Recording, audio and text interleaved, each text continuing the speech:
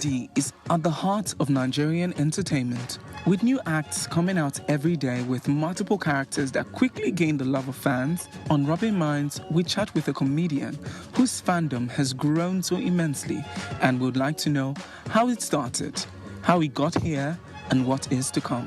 Let me hug you. Kai! Okay. I've married the man of my dreams. Is it dead or alive? Yeah, but what's that? Are you okay? Step in. What are you doing here?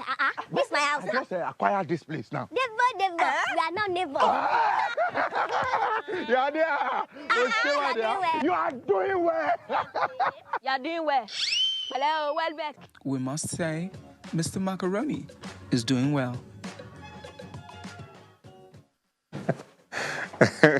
Thanks for joining us. Welcome back. Yes, I have a comedian, Mr. Macaroni, here with me, who is doing very well. You have to start with us.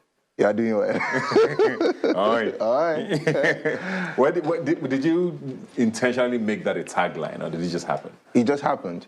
And then I noticed that from the first video in which I said it, people picked up on that. Everybody said, you are doing well. Meaning that I used the line while doing something I'm not really supposed to be doing. Yeah. You know, it's like, you're doing well. And then everybody's like, I do. So yeah. I had to keep it.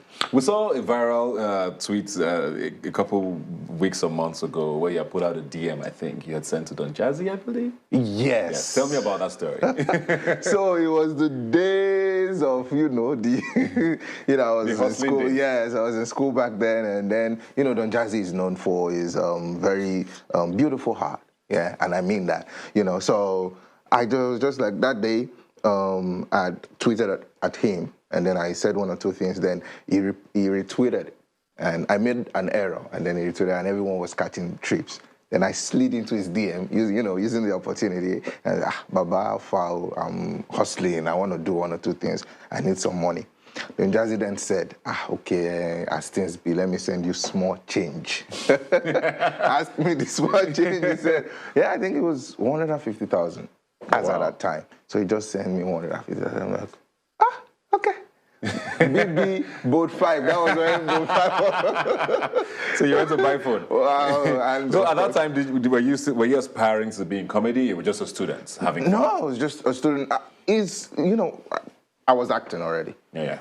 Doing acting, any kind of acting, So were you doing Yoruba movies, or what kind of movies? English, soap operas, Yoruba movies. It was just acting for me. Till now, it's still acting. Yeah, I see myself as an actor. This comedy thing, it's just like, this is the in thing, I'm like, okay, I'm an actor that should be able to interpret every role that I come across. That's the orientation for being an actor.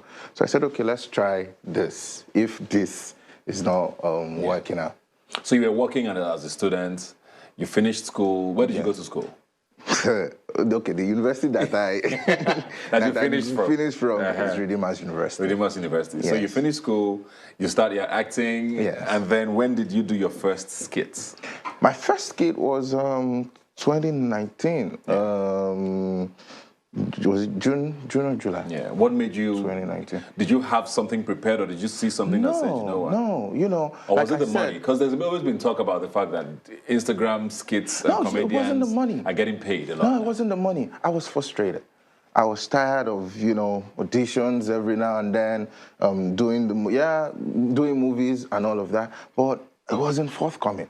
It was just like I was repeating the same thing over and over again. The roles were not coming in. I'm like, okay, let me start this. It's acting, right? So let me just avail myself the opportunity to always be able to present my art. Yeah. So at what point did the money start coming? At this point.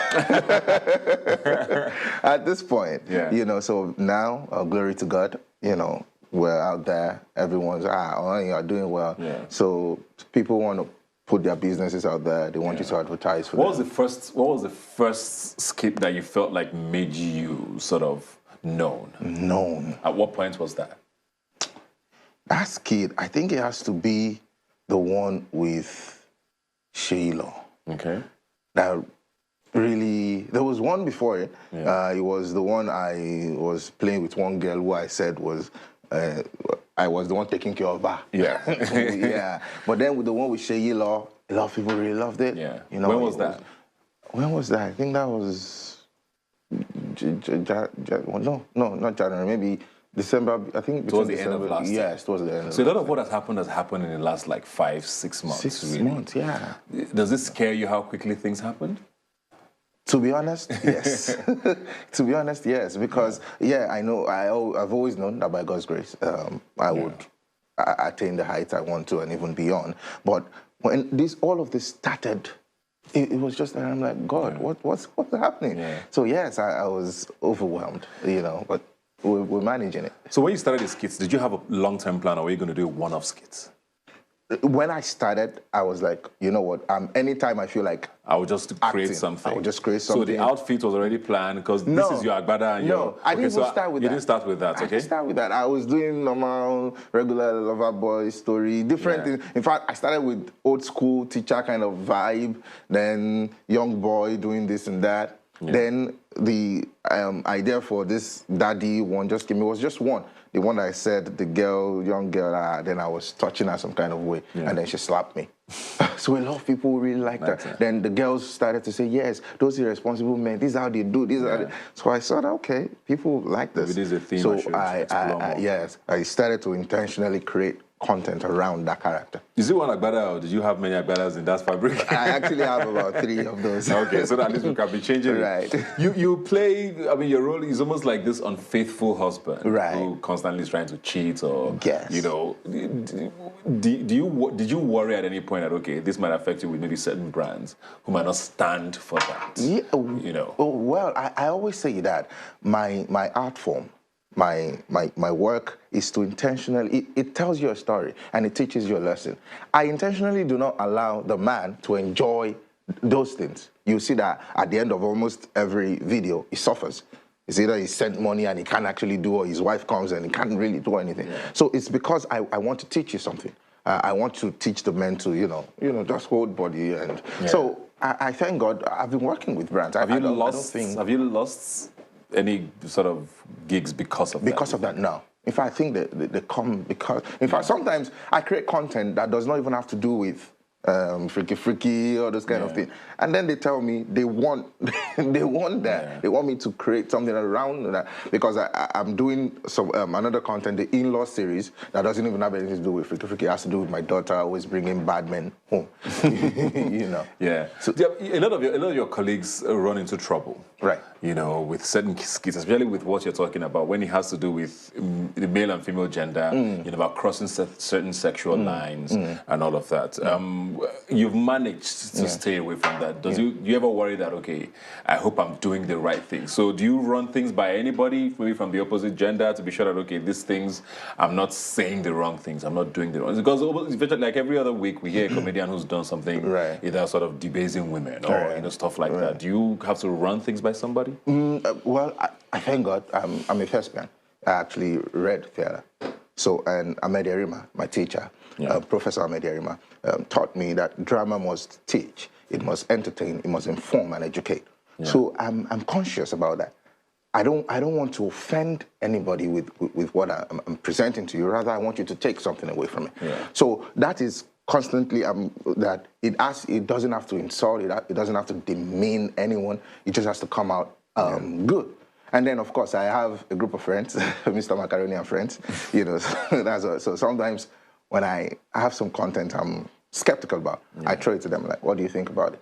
Yeah. Right. But there are comedians who believe, I ask that because there are comedians who believe that everything can be joked about as long as it's a joke. Do you think there's a line? There are certain lines you definitely should not cross. And when you see comedians cross those lines, there's a belief that maybe if comedians called them out, they would understand better as against we who are not in your industry, because they believe that, oh, I mean, I'm just joking. But if a comedian says, okay, do you feel like you guys are also doing enough to police each other?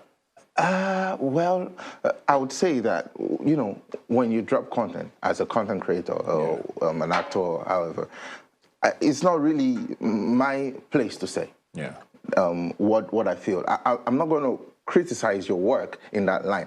In this part of the world, people see criticism as maybe I don't like you.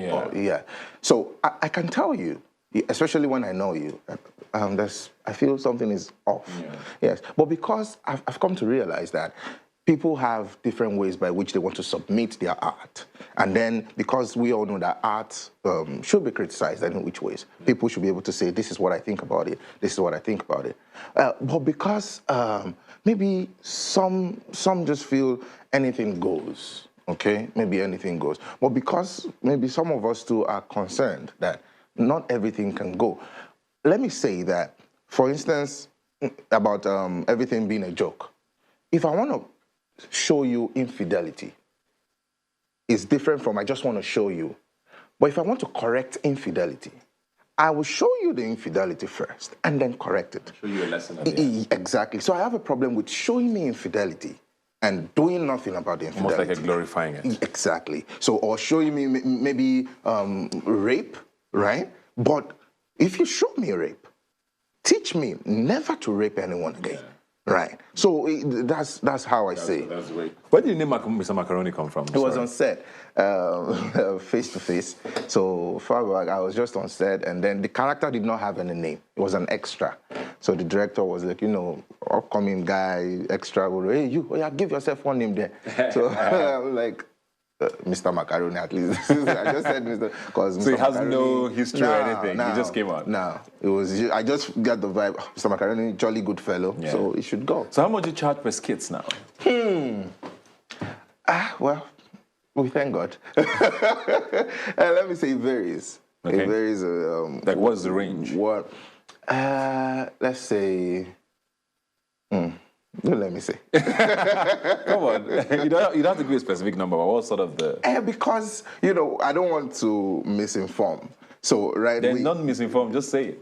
There are a lot of factors to consider. When you come to us and you say you want us to do something for you, we want to know what it is that you want us to do for you. And so... So everything is negotiable? Everything is but negotiable. But you are doing well.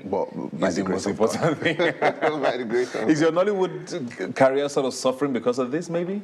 Do you still have time to do movies? In fact, I did something yesterday. Okay. Yes. So I think this is even helping. Okay. So more people want to work with me now, and of course, I don't really have the time because I also have to attend to this. This is what by God has used to put me out there, so I can't let it suffer.